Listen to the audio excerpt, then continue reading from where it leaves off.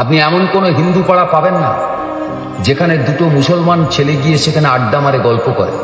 আমাদের মধ্যে কি মিল ছিল, কি মহব্বত ছিল, আমরা যে যার ধর্ম সেটার পালন করতাম,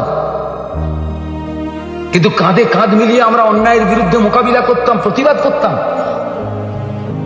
সেই মিল মহব্বতকে সম্পূর্ণভাবে ধ্বংস করা হয়েছে।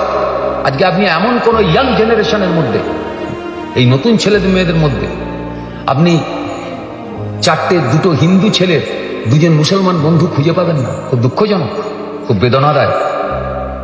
তাই এই ঐক্যকে আমাদের ফিরিয়ে নিয়ে আসতে হবে। সব থেকে বড় চ্যালেঞ্জ, ওরা গরিবকে ভাগ করতে চায় আর আমরা গরিবকে নিয়ে জোট গড়ে তুলতে চাই।